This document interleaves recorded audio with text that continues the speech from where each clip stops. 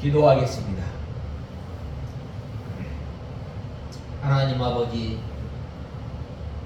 주님의 은혜와 사랑을 감사합니다. 영생의 말씀이 육신이 되어서 이 땅에 오시고, 또한 주님께서 이 땅에 사람의 몸을 입고 오심으로 말미암아 우리와 함께 하셨고, 또한 우리가 본 바요 만진 바요 들은 바라고 말씀하시며, 예수님께서 이 땅에 오심으로 말미암아 우리에게 기쁨을 더하게 하시고, 또한 우리 가운데 계심으로 말미암아 우리가 확신을 가지고 믿음 생활하며, 이제는 저희들이 온전히 주님을 기쁘시게 하는 저희들 되게 하여 주시옵소서. 하나님 아버지, 저희들이 지난 한 주간 살아가면서 하나님의 말씀이 우리의 유일한 법이요, 또한 우리의 삶의 유일한 규칙이 되어야 할 하나님의 말씀을 우리가 순종하며 살아야 할 저희들이 한 주간 살아가면서 알고 모르고 지은 모든 죄를 이 시간 주님 앞에 아뢰을 때에 우리의 죄를 용서하시고, 이 시간 죄 용서함을 받은 주의 백성들이 기쁨으로 주님을 예배하며 찬송하는 귀한 시간 되게 하여 주시옵소서. 하나님 아버지, 이곳에 우리 익산창광교회를 세우시고, 우리 익산창광교회를 통해서 못 죽어가는 심령들을 주님 앞으로 인도해내는 귀한 생명의 역사를 잘 감당하게 하시고, 또한 이 시대에 주님의 몸된 교회와 세상과 구분이 없어지는 이때에 바른 경계를 세우게 하시고, 빛과 소금의 역할을 잘 감당할 수 있도록 은혜를 베풀어 주시고, 하나님의 진리의 등대를 밝히 드러내므로 못 죽어가는 심령들을 주님 앞으로 인도해내는데 부족함이 없도록 은혜를 베풀어 주시옵소서. 하나님 아버지, 이 시간 저희들 하나님의 말씀을 듣고자 합니다. 저희 심령을 주님께서 주장하시고, 이 시간도 저희들을 주님의 진리 가운데로 인도하시고, 말씀을 전하는 종에게 이 시간 능력의 손으로 붙들어 주시옵소서. 예수님의 이름으로 간절히 기도드리옵나이다. 아멘.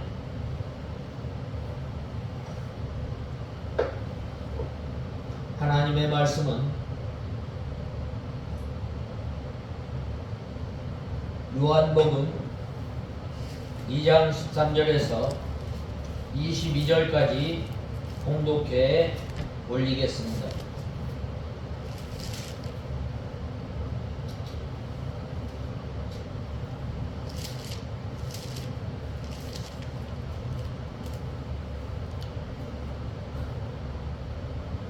(2장 13절에서 22절까지) 봉독해 올리겠습니다.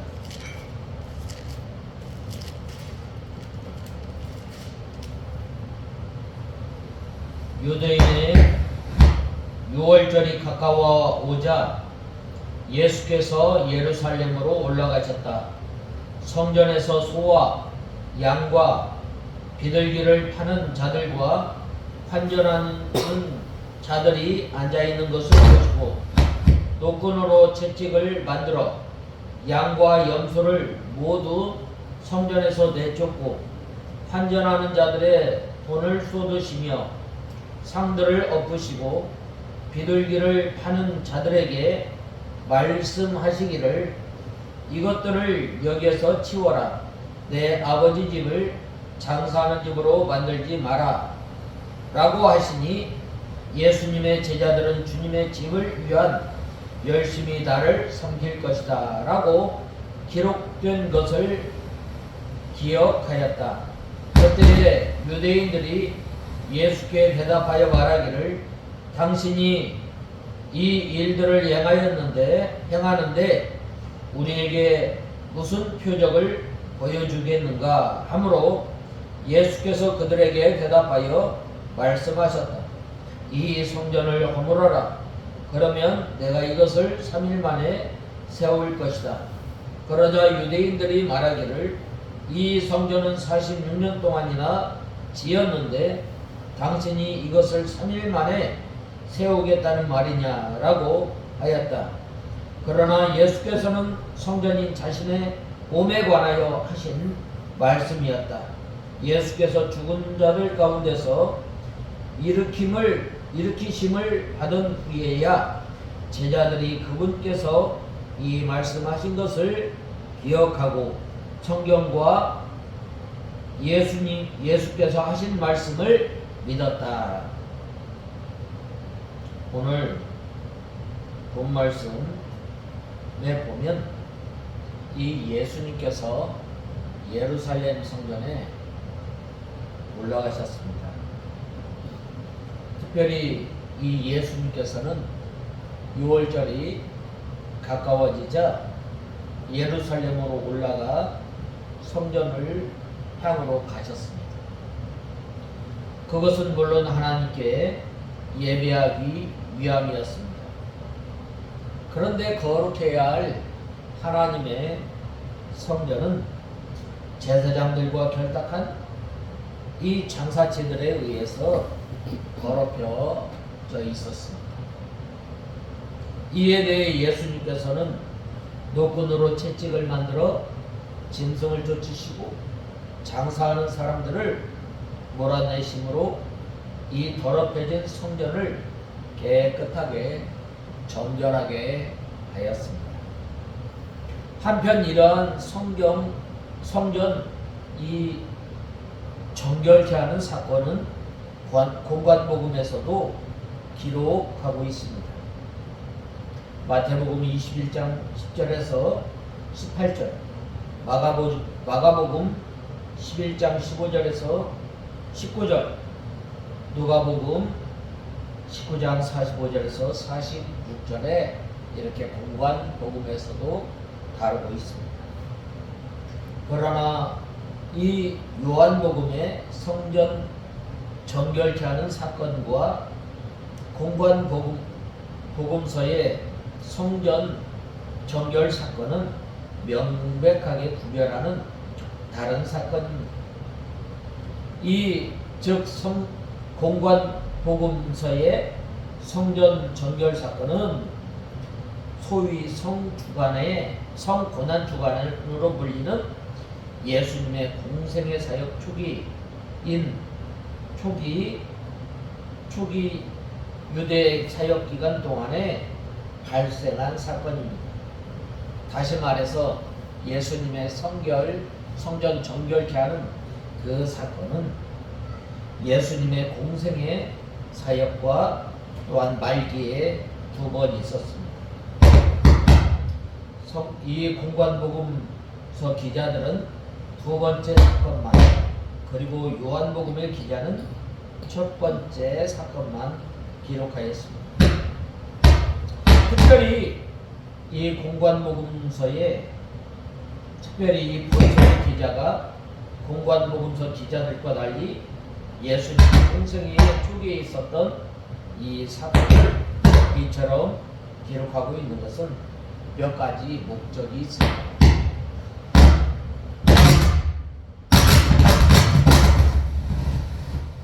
첫 번째로는 성전 정결 사건을 통해서 예수님께서 이 신적 권세를 지니신 분이심을 증거하기 위함이었습니다.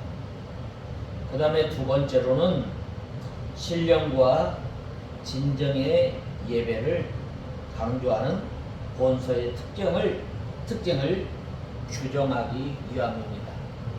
우리가 하나님 앞에 나와서 예배를 드릴 때 신령과 진정으로 예배할지니라라고 말씀하고 있는데, 이 하나님의 말씀에 맞는 예배, 이 시간 또한 하나님 앞에 예배를 드릴 때에 성령의 감화 감동이 역사, 성령 하나님께서 역사하는 예배, 그 예배를 우리가 예배 드리는 데에 있어서 이 두 가지를 가지고 우리가 예배를 드리는 것입니다. 그리할 때에 그 예배가 합당한 예배, 그 예배를 하나님께서 받으시는 예배입니다. 그 다음에는 이 예루살렘이 예표하는 실체로서 참된 성전이 되시는 예수님께서 죽으셨다가 다시 사실 것을 나타내기 위함입니다.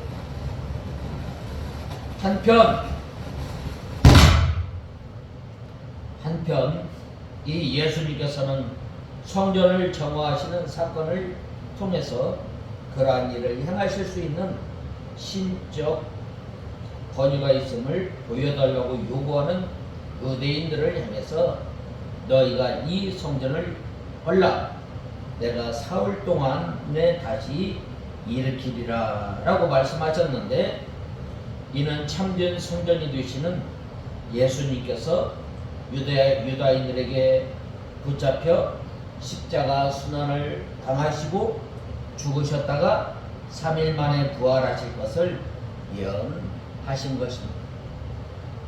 그러나 유대인들은 이 말씀의 의미를 이해하지 못하고 오해함으로써 이 말씀을 예수님께서 성전 모독죄를 범한 것으로 정죄하는 근거로 삼고 마침내는 십자가에 못 박게 된 것입니다. 그러므로 저는 오늘 본 말씀 2장 13절에서 22절 말씀을 통해서 19절에 있는 말씀을 통해서 성경 말씀의 주의전을 사모하는 열심이 나를 삼키리라는 이 말씀을 중심으로 해서 우리가 이 하나님의 말씀을 살펴보고자 합니다.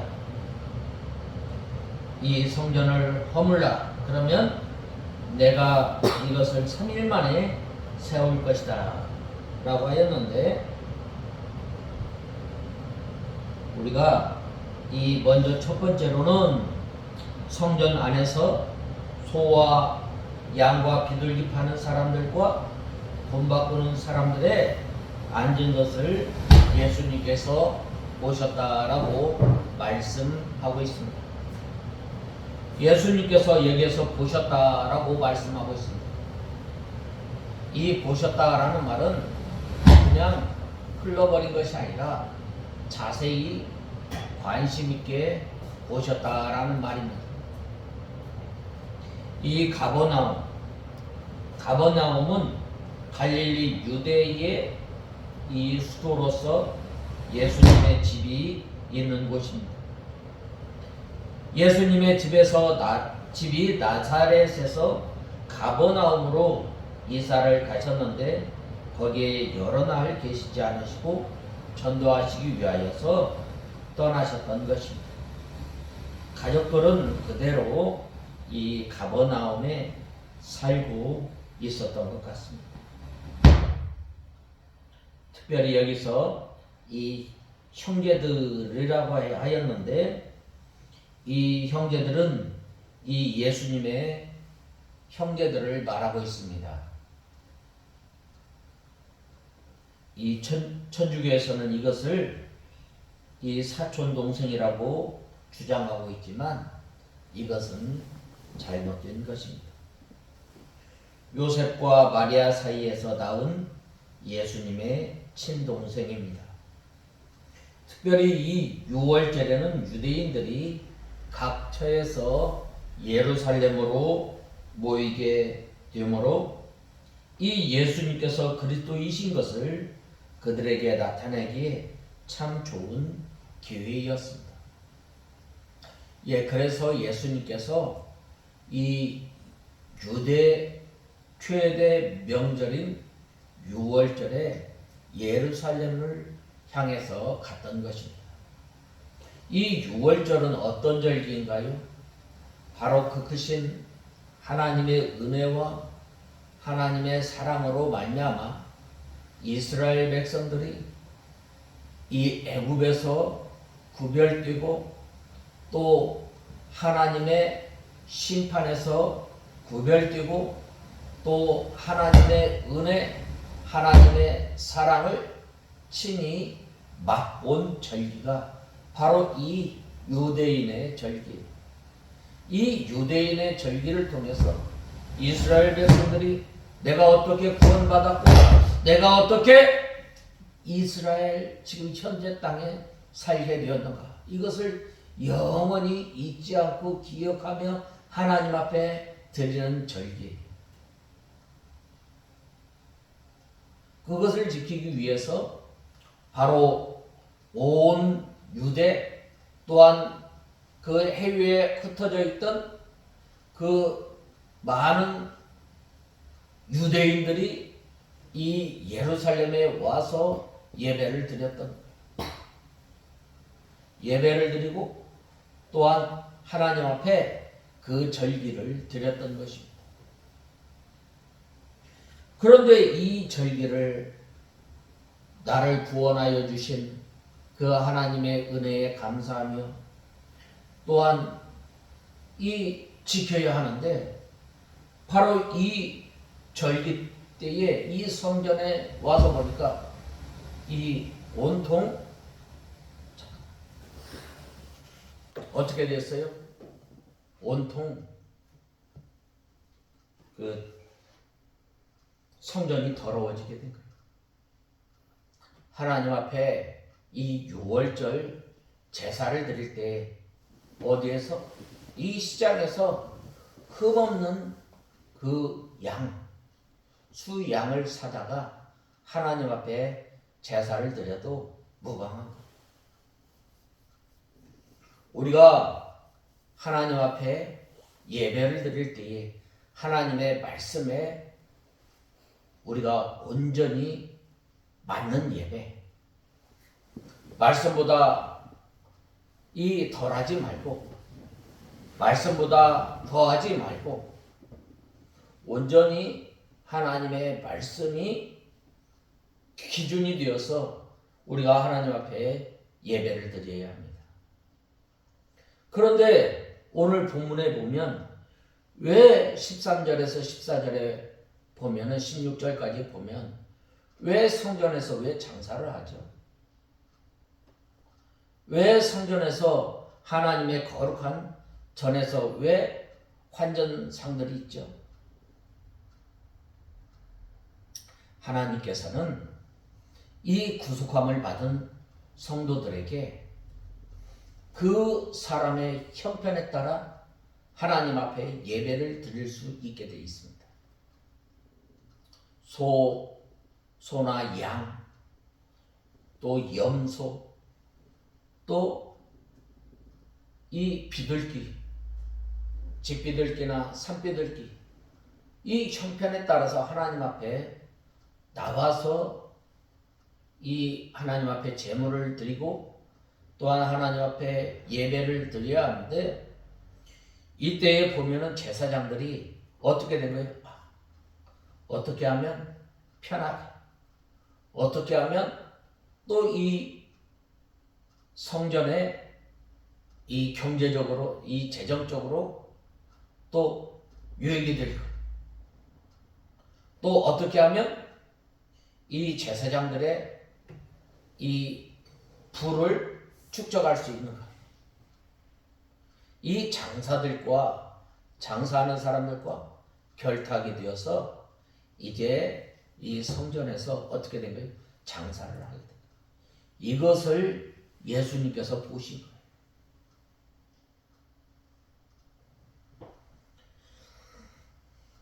특별히 여기에 보면 소와 양과 비둘기 파는 사람들과 돈 바꾸는 사람들이라고 했는데, 왜 성전 안에 소와 양과 비둘기 파는 사람들이 있는 거예요. 이 당시에 유대교 지도자들은 하나님께서 기뻐하시는 제사를 드리려면 소나 양이나 비둘기를 아무 것이나 바치면 안 되고 날 때부터 거룩하게 구별하여 기른 것들을 바쳐야 한다고 가르치고 날 때부터 구별하여 기른 것을 가져다가 이 성전에서 파는데 이 시장보다 좀 더 비싸게 팔았던 거예요. 시장에서 예를 들면 100원 받을 걸 130원에서 150원 받은 거예요. 폭리를 취하였던 것입니다.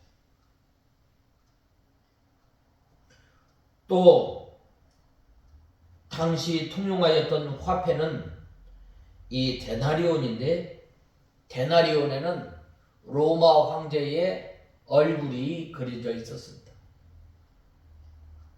그래서 참 보면은 말하기 좋잖아요. 이 세상 것이 이 세상 것 화폐로는 하나님 앞에 드릴 수 없다. 그래서 이 세겔로 바쳐야 한다. 이때 당시에 보면 이 세겔과 데나리온의 은혜 함량이 차이가 있었습니다.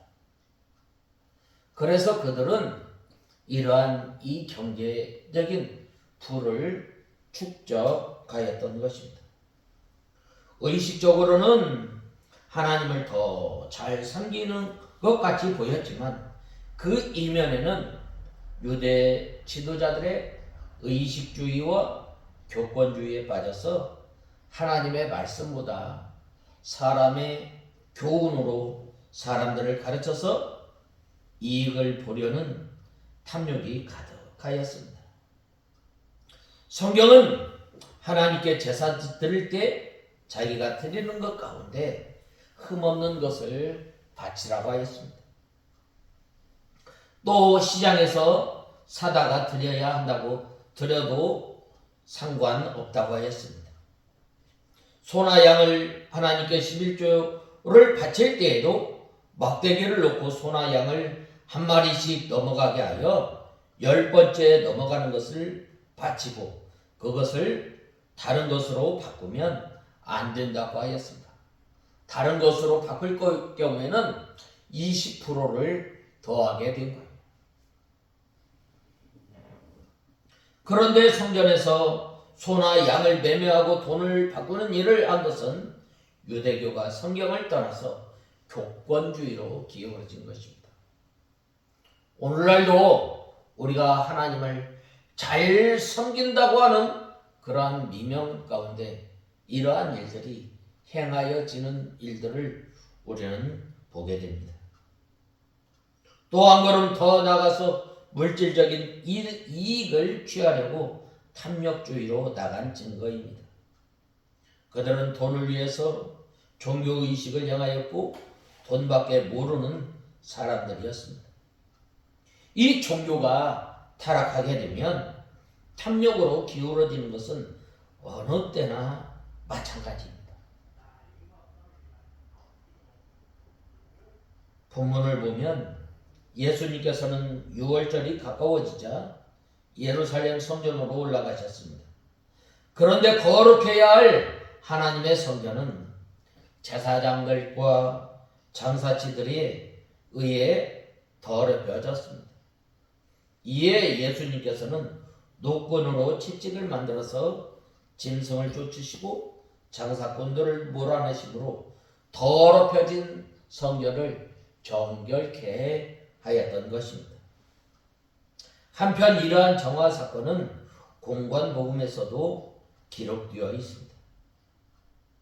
그러나 본서의 성전 정결 사건과 공관복음서의 성전 정결 사건은 명백하게 구별하는 사건입니다. 즉 공관복음서의 성전 정결 사건은 소위 성고난 주간으로 불리는 예수님 공생의 마지막 둘째 날에 발생한 사건이며 본문에 나오는 성전 정결 사건은 예수님 공생의 사역인 초기 유대 사역 기간 동안에 발생한 사건입니다. 다시 말해서 예수님의 성전 이 정결 사건은 예수님 공생의 사역 초기와 말기에 2번 있었습니다. 공관복음서 기자들은 2번째 사건만, 그리고 요한복음의 기자는 첫 번째 사건만 기록하였던 것입니다. 특별히 본서의 기자가 공관복음서 이 기자들과 달리 예수님의 공생의 초기에 있었던 사건을 이처럼 기록한 것은 몇 가지 목적 때문이었습니다. 방금도 말씀드렸던 것은 바로 예수님께서 성전을 이 정결케 하신 사건은 예수님께서 이 신적 권위가 있다는 하나님의 권위로 하나님께서 행하시는 그러한 권위를 가지고 성전을 정결케 하였다는 것입니다. 그 다음에는 진령과 진정으로 예배를 드리는 것입니다. 그 다음에는 예루살렘 성전이 예표하는 실제로서 참된 성전이 되시는 예수님께서 죽으셨다가 다시 살아나실 것을 말씀하신 거예요. 그렇기 때문에 예수님께서 오늘 본 말씀 13절에 말씀하셨던 것처럼 유대인의 6월절이 가까워 오자 예수께서 예루살렘으로 올라가셨다. 성전에서 소와 양과 비둘기를 파는 자들과 환전하는 자들이 앉아있는 것을 보시고라고 말씀하셨습니다. 그 다음에 2번째로는 이 노끈으로 채찍을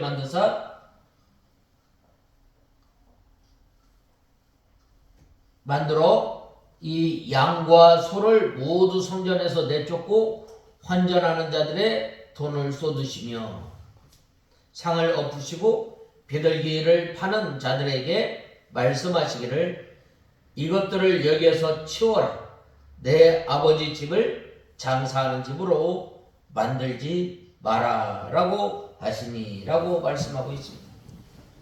예수님께서는 심판자이심으로 심판자의 위치에서 채찍을 만들어 양이나 소를 다 내쫓으시고 돈 바꾸는 사람들의 돈을 쏟으시고 상을 뒤집어 엎으신 거예요. 그리고 내 아버지의 집으로 장사하는 집을 만들지 말라라고 책망하였습니다. 마태복음 21장 13절에는 강도의 구려를 만드는도다라고 말씀하고 있습니다. 하나님께서는 성전을 만민의 기도하는 집이라고 말씀하고 있습니다. 기독교는 이 기도하는 종교입니다.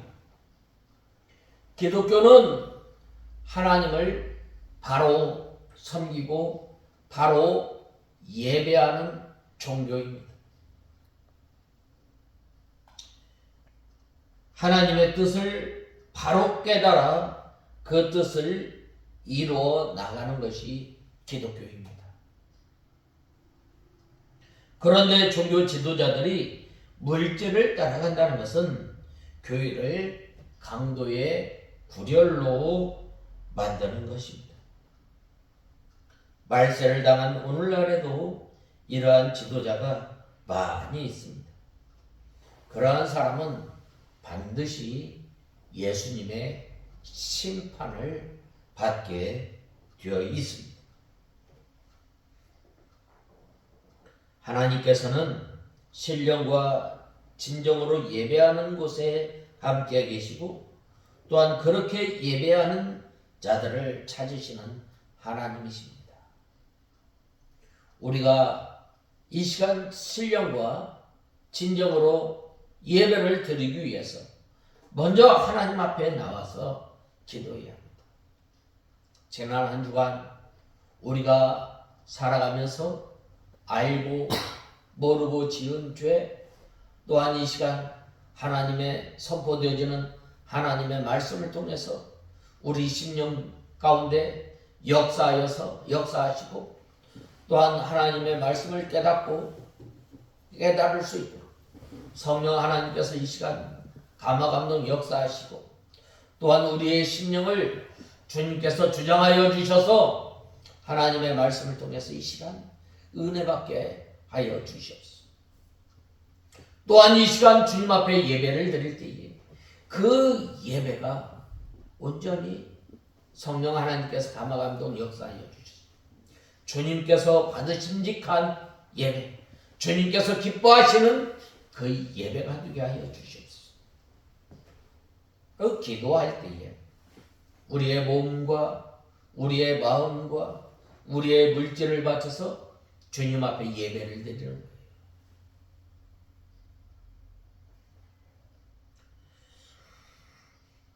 하나님의 교회는 이 영이 살고 진리를 세워나가는 일을 본분으로 하고 신령과 진정으로 하나님을 섬긴다면 두세 사람이 모이는 곳에서도 하나님께서 함께 하시는 것입니다.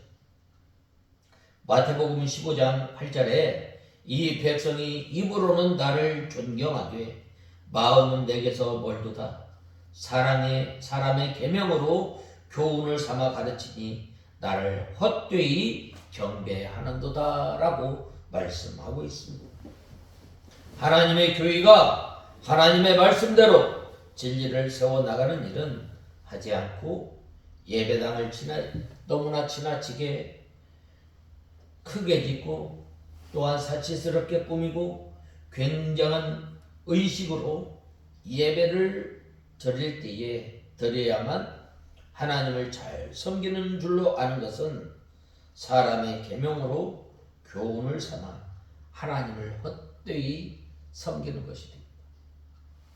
오늘날 이 보면은 교회에 보면 얼마나 예배 의식이 많은지, 그래서 하나님의 말씀을 전하는 그 시간이 자꾸 줄어들어요. 이 예배 시간을 통해서 우리가 하나님의 말씀을 받아먹고 우리 영혼이 소생하는 이 시간이에요.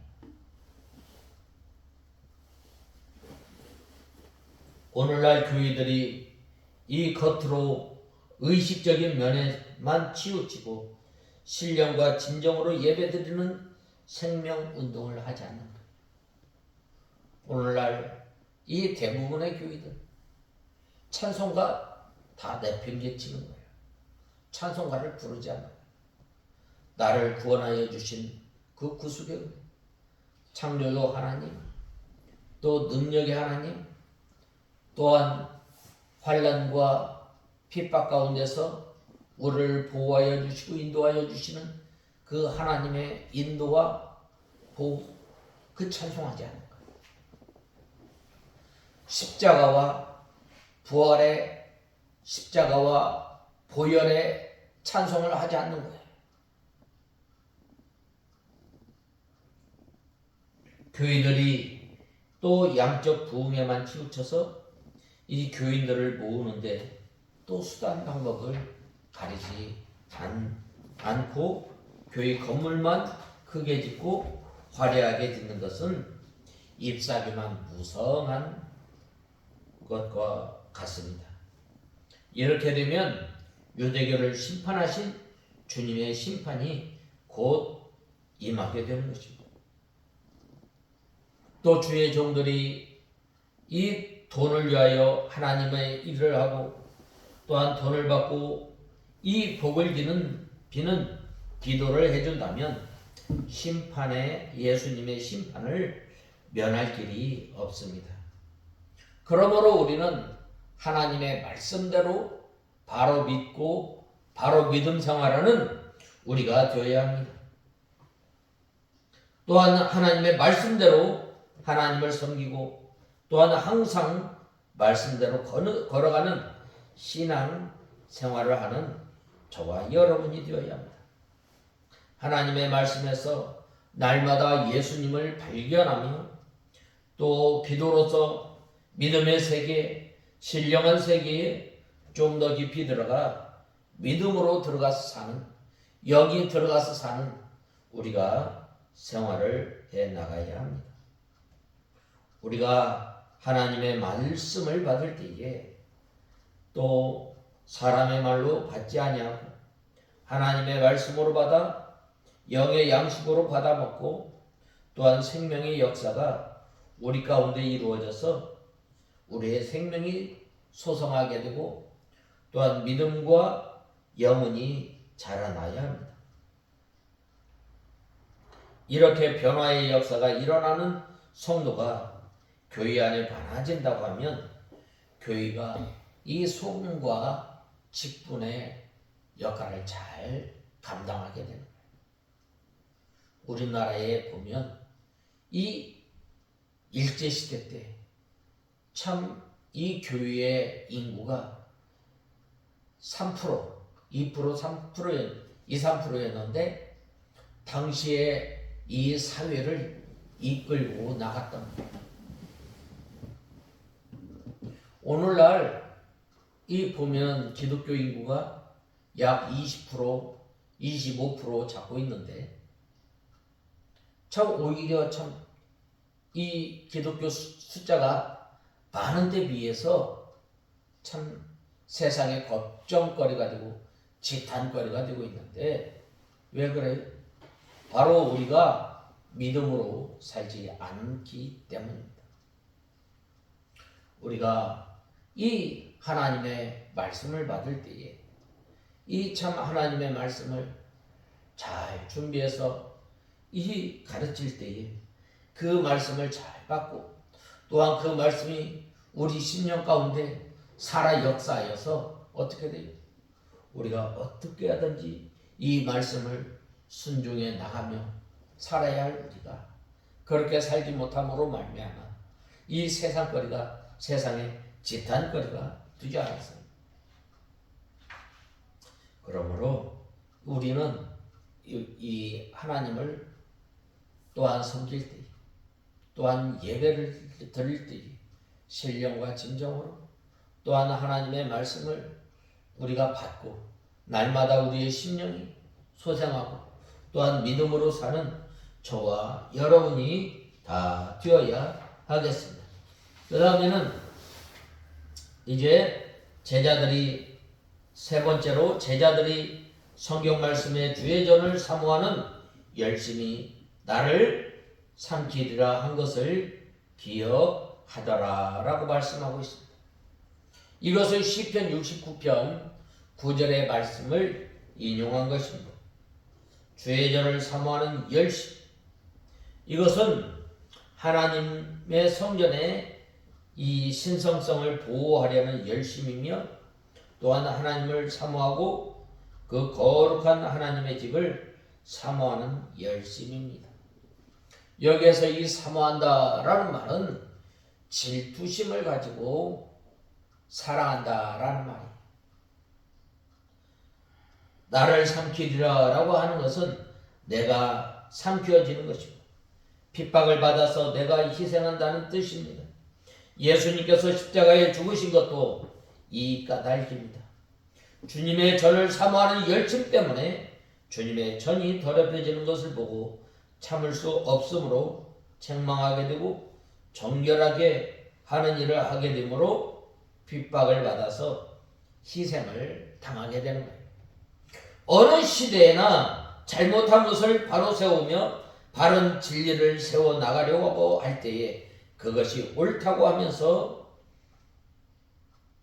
그것을 조차 좋아하지 아니하고 또한 오히려 시기하고 핍박하고 배척하는 사람들이 일어나게 되고 심한 경우에는 어떻게 돼요?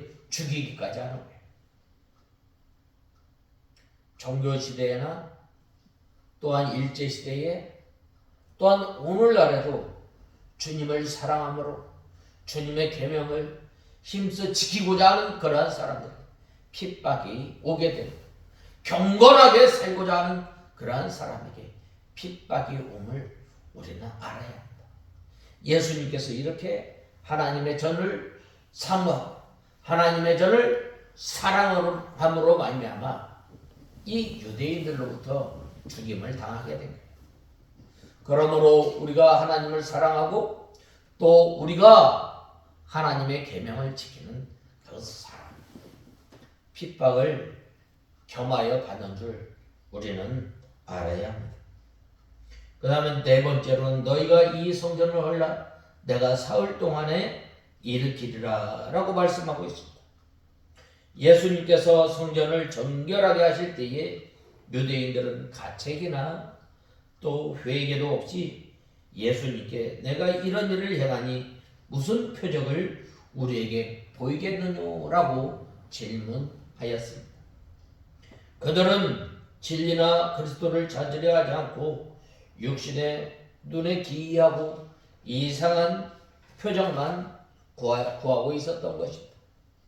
바로 이때에 예수님께서 그들에게 대답하기를 이 성전을 헐라 내가 사흘 동안에 일으키리라 라고 말씀하고 있습니다. 이것은 요나의 표적밖에 보일 표적이 없다라고 하신 말씀과 같은 말입니다. 그 뜻은 성전 뒤시는 예수님의 몸이 헐려서 십자가에 죽으시고 장사 지난 바 되셨다가 3일 만에 다시 부활하실 것을 말씀하고 있습니다. 한마디로 예수님의 십자가와 예수님의 부활을 말씀하고 있습니다. 이것이 표적 중에 가장 큰 표적입니다. 하나님께서 사람이 되어 세상에 오셨고 우리를 위하여 십자가에 돌아가셨다가 다시 살아나신 것이 제일 큰 이적입니다. 더 이상 더 큰 이적이 없습니다. 또 이 이적 하나밖에는 다른 표적을 보일 필요가 없다는 말입니다. 만일 다른 이적이 있다 할지라도 십자가와 부활에 대한 것을 확실히 깨닫지 못하면 아무런 소용이 없습니다. 아무리 기이한 이적을 보았다 할지라도 이 믿음이 생기지 않고 또한 우리 영의 생명에 살지 못하면 무슨 유익이 있겠어요?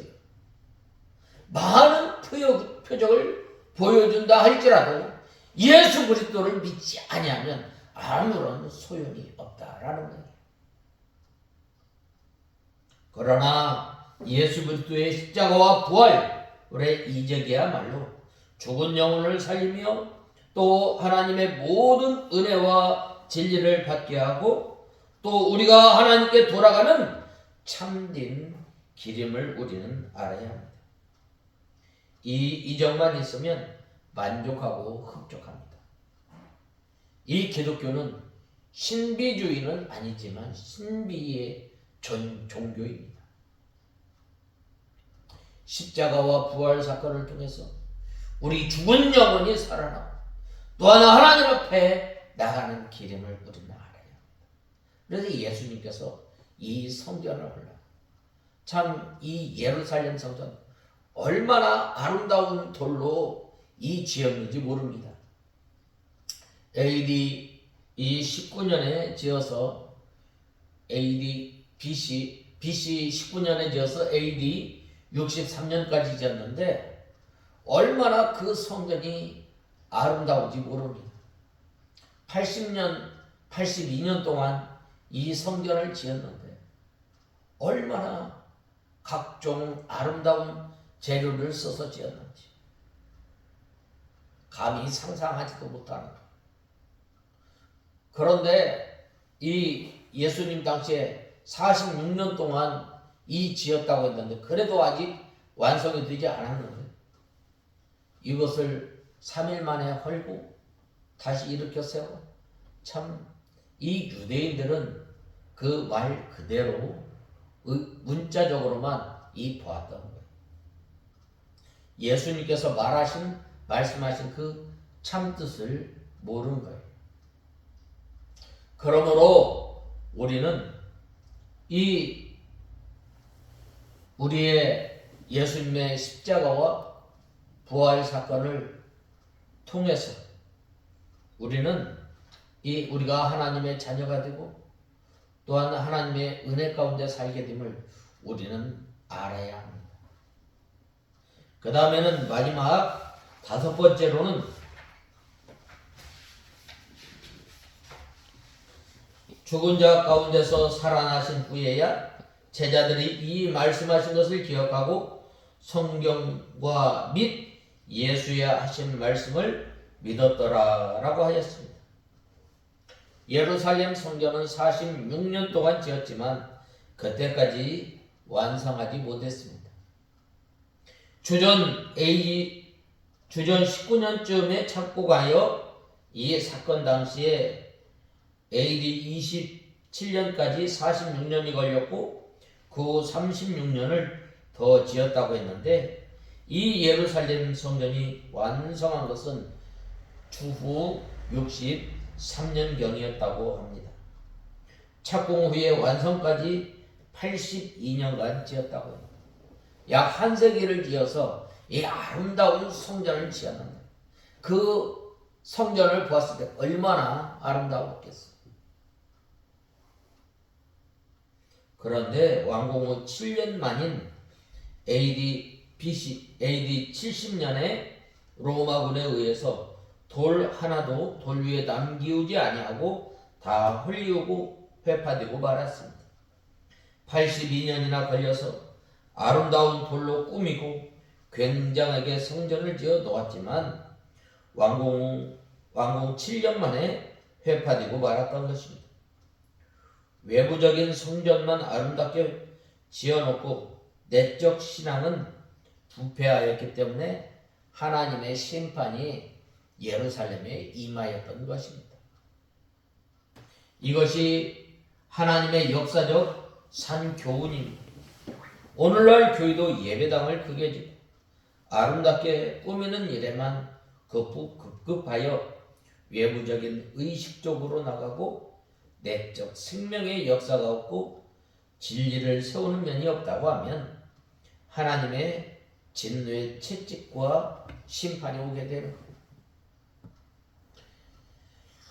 공산당이 처음에 이 러시아에 들어섰을 때에 이 러시아가 얼마나 부패하였느냐, 러시아가 얼마나 이 성전을 화려하게 짓고 또 화려하게 짓고 또한 귀족들의 잘 사는 집에는 때문에 십자가가 있었던 것입니다. 그들의 이 신앙생활이 형식적이고 또한 하나님의 말씀을 떠나서 믿음 생활하였을 때에 하나님께서 공산당을 들어서 이 러시아를 심판하시는 겁니다. 그러므로 우리가 평안하다, 안전하다 할 그때에 우리는 이 삼가 조심해야 합니다. 우리는 근신해야 합니다. 그래서 이러한 그 역사적 산교훈을 통해서 우리가 믿음 생활을 잘 감당하는 저와 여러분이 되어야 합니다. 유대인들이 눈에 보이는 예루살렘 성전만 생각하고 말하였지만 예수님께서는 성전 되시는 자기 육체를 가리켜 말씀하였습니다. 유대인들은 언제나 외부적인 육체를 가리켜 말씀하였습니다. 또한 유대인들은 언제나 외부적인 물질적인 것만 보고 말하였지만 예수님께서는 언제나 이 신령한 것, 생명적인 것, 진리적인 것, 그리스도 자신에 대해서 말씀해 주었던 것입니다.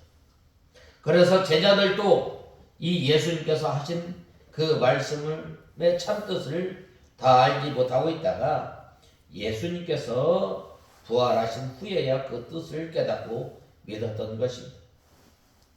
왜냐? 그 이유는 그 일이 이루어지기 전이었고 보혜사 성령이 임하지 않았을 뿐만 아니라 그들이 심지어 그들의 신앙이 어렵기 때문에 잘 몰랐던 것이다. 그러나 오순절 성령 이후에 그들이 성령을 받고 또한 그들의 믿음이 이제 성장하고 하나님의 말씀을 깨달았을 때에 이 말씀이 그 말씀이었구나 라고 깨닫게 된 거예요. 우리는 이 하나님의 말씀을 들을 때 우리가 때로는 이 하나님의 말씀을 잘 알지 못하지만 이 샛별이 떠오르기까지 우리가 기다리고 또한 우리가 하나님의 말씀을 사모하며 나가는 저와 여러분이 되어야 합니다. 오늘 성전을 깨끗게 하신 예수님, 그 예수님께서는 바로 이 성경 말씀에 주의전을 사모하는 열심이 나를 삼키리라 라고 했는데 이 예수님께서 예루살렘 성전에 올라가셨어요. 그리고 그 장사하는 사람들을 보았을 때 얼마나 그 마음이 아프셨겠어요. 우리가 그러므로 이 세대에 이 많은 사람들이 넓은 길로 가지만 우리 협착하고 좁은 길 하나님의 말씀을 늘 우리가 읽고 사모하며 읽고 또한 그 말씀을 순종하며 나가는 저와 여러분이 다 되어야 하겠습니다. 다 같이 기도하겠습니다. 하나님 아버지 주님의 은혜와 사랑을 감사합니다. 주님께서 이 하나님의 전을 사모함으로 그 열심히 나를 삼키리라라고 하였는데 하나님 아버지 저희들이 이 예수님의 십자가와 부활을 바로 믿고 또한 우리의 심령이 살아서 이 주님을 온전히 섬길 수 있도록 주님께서 붙들어 주시옵소서. 예수님의 이름으로 간절히 기도드리옵나이다. 아멘.